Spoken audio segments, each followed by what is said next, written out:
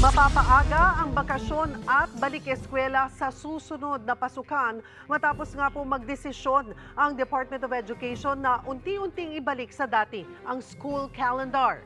Sa halip na June 14, gaya ng naunang schedule, sa May 31 na magtatapos ang academic year 2023 to 2024. Ang pasukan naman para sa school year 2024 to 2025 sa July 29 na, imbis na sa Agosto pa.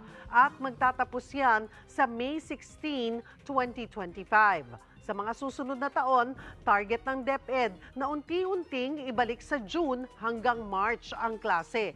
Tugon daw yan ng DepEd sa panawagan ng iba't ibang sektor at eksperto sa hirap na pinagdaraanan ng mga estudyante tuwing maalinsangan.